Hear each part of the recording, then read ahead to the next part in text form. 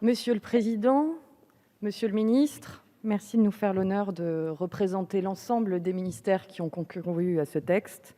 Madame la présidente de la commission, mes chers collègues, ce qui nous distingue, entre autres particularités de l'animal, c'est notre capacité à penser ce qui est juste, était certes la figure de la filialité, mais ne les épuisez pas. Si nous adoptons aujourd'hui ce texte, c'est dans ce mouvement que nous nous inscrirons. Non pas celui du technicisme, ce n'est pas une technique nouvelle de procréation, de greffe ou de génétique que nous élaborons, mais celui du modernisme humaniste. De quoi parlons-nous en effet ? Nous parlons d'un texte qui, plus haut que tout, place la volonté des hommes sur la pesanteur du destin. Nous parlons d'un texte qui, plus haut que tout, place la vie en cours et la vie à venir en tête.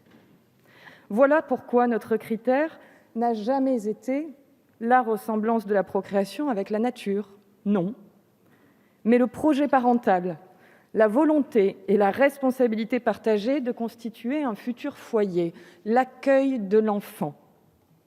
C'est cela qui compte, le projet plutôt que le donner, l'amour plutôt que le fatum. Et c'est très français au fond, car il y a dans ce texte quelque chose de ce combat républicain pour la liberté, pour l'universel qui a soufflé si fort dans cet hémicycle de nos nombreux débats. Ce texte est aussi un texte de solidarité. Solidarité en faveur des malades, en attente d'une greffe, en ouvrant les possibles de dons croisés jusqu'à 6 paires de donneurs et receveurs. Solidarité dans le don de sang, en supprimant enfin la prohibition discriminatoire du don homosexuel. Solidarité encore en matière de dons et d'autoconservation ovocytaire. C'est un texte de dignité qui, cette technique, qui permet d'éviter les fausses couches à répétition, nous ne l'avons ni proscrite ni autorisée. Nous avons opté pour une expérimentation circonscrite au centre hospitalier de recherche. Mais au centre d'AMP du CHU de Montpellier, par exemple, pour le docteur Talanaori et ses équipes, que je salue, admirables d'engagement envers les femmes et les familles, il ne leur aura fallu pas moins de 7 années pour faire valider le fameux projet. À un tel rythme, aucun autre PHRC ne sera opérationnel avant la prochaine loi de révision de bioéthique.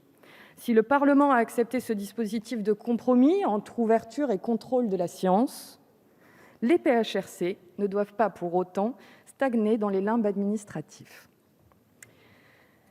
Votre volonté politique, monsieur le ministre, sera décisive dans le respect de cet engagement pris. Il en va de l'humanisme en médecine reproductive. Mes chers collègues, mesdames et messieurs, la conscience morale commence par l'accueil d'autrui, écrit Lévinas, qui peut être considéré comme l'un des lointains inspirateurs de cette loi. Le groupe La République En Marche, qui rétablira le texte issu de la nouvelle lecture dans cet hémicycle, s'est battu pour tenir aujourd'hui la promesse du président de la République faite à toutes les familles et toutes les femmes. Nous sommes au rendez-vous de cette loi de liberté, d'égalité, de solidarité et de dignité, cette loi de modernisme humaniste. Parce que cette loi, vous le savez, est plus qu'une loi pour réglementer notre vie et faire société. Et que les orateurs qui sont à la tribune puissent retirer le masque. Il incombait à chaque président de groupe d'en informer ses membres.